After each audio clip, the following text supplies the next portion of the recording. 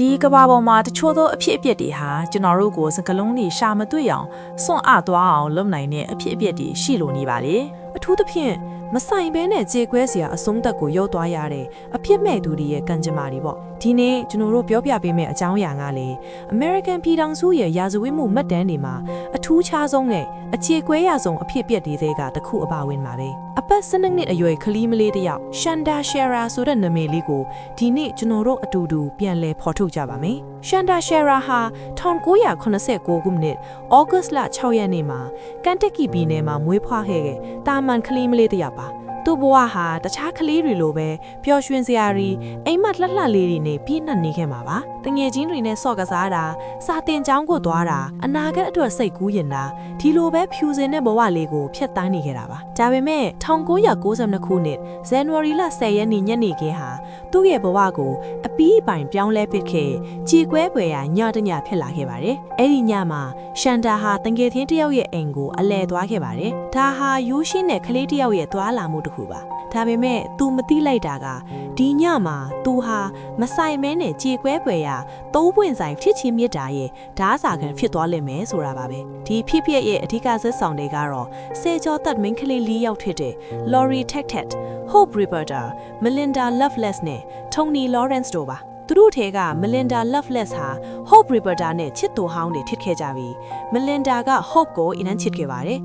ဒါပေမဲ့ Hope ကအခြားမိန်းကလေးတစ်ယောက်နဲ့တွဲနေခဲ့တော့ Melinda မှာမနာလိုစိတ်တွေလက်စားချေလိုစိတ်တွေပြင်းထန်လာခဲ့ပါတယ်ဒီစိတ်တွေဟာအစိတ်လိုပဲသူ့လက်စိတ်ကိုလွှမ်းမိုးသွားခဲ့ပါတယ်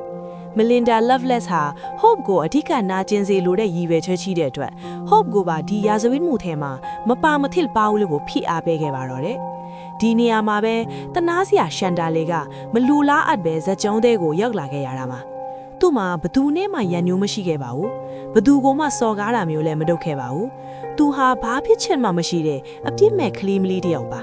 ဒါပေမဲ့အဲ့ဒီညကမိန်းကလေး၄ယောက်ဟာ Hope Reporter ကိုနာကျင်စေဖို့အတွက်ရှန်တာကိုကစ်မှတ်ထားခဲ့ကြပါတယ်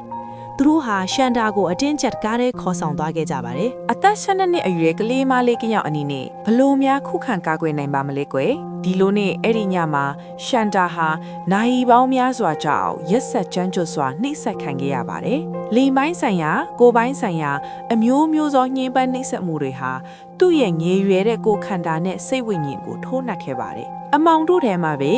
အချောက်တရားတွေနဲ့ပြည့်နှက်နေတဲ့ညတညကုံဆုံးသေးတဲ့နောက်မှာတော့သူတို့ဟာရှန်တာကိုတစ်တော်ထဲကိုခေါ်သွားခဲ့ပါတယ်ပြီးတော့ဓာတ်နဲ့အကြိမ်ပေါင်းများစွာထိုးနှက်ပြီးတပ်ပစ်ထဲကြပါတယ်ဒါတင်မကထဲပါဘူးတေချာစီဖို့အတွက်ဆိုပြီးသူ့ရဲ့ကိုခန္ဓာကိုမီးရှို့ခဲ့ကြပါသေးတယ်ဖြစ်ချက်မှမရှိရဲ့ကလေးမလေးတစ်ယောက်ကိုဒီလိုရက်ဆက်ကြမ်းကြုတ်စွာအသက်ကိုတပ်ပစ်ခဲ့ကြတာပါရှန်တာရဲ့ဘဝဟာဒီလိုအတိပယ်မဲ့စွာနဲ့ကြေကွဲဖွယ်ရအဆုံးသတ်ခဲ့ရပါတယ်ဘာအသက်ကြောင့်များဒီလိုဖြစ်ခဲ့ရတာလဲမနာလိုစိတ်လက်စားချေလိုစိတ်ယာကစိတ်ဒီအရာတွေဟာဘလို့မှမဆိုင်တဲ့ကလေးမလေးရှန်တာရဲ့အသက်ကိုနှုတ်ယူသွားခဲ့တာပါသူဟာချစ်ချင်းမြတ်တာရဲ့သုံးပွင့်ဆိုင်ပြဿနာမှာမဆိုင်ပဲဓာတ်စကန်ဖြစ်ခဲ့ရတဲ့အပြစ်မဲ့တားကောင်တစ်ယောက်ပါသူ့လက်တေဆုံးမှုဟာအမေရိကန်ပြည်ထောင်စုတစ်ခုလုံးကိုတုန်လှုပ်စေခဲ့ပြီးလူတိုင်းကိုစိတ်မကောင်းဖြစ်စေခဲ့ပါတယ်ကလေးတစ်ယောက်ရဲ့ဘဝဟာဒီလိုမျိုးကြေကွဲပွေရအဆုံးသတ်ဖို့မထိုက်တန်ပါဘူးဘယ်သူမှလည်းဒီလိုဖြစ်เสียမလို့ပါဘူး Melinda Loveless နဲ့ Lori Tackett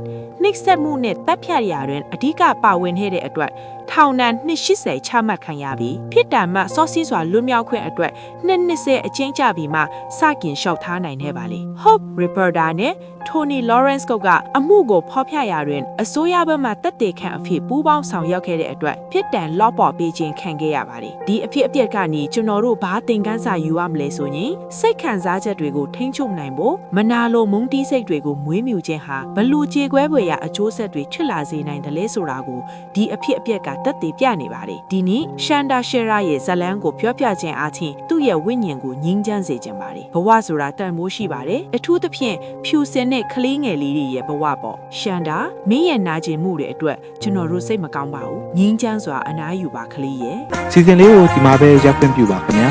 နောက်စီစဉ်တွေမှာပြန်တွေ့ကြရအောင်ကျွန်တော်ရဲ့တင်ပြမှုလေးကိုကြိုက်နေတဲ့ဆိုရင် like share subscribe တွေနဲ့အားပေးခဲ့ပါအောင်ခင်ဗျာ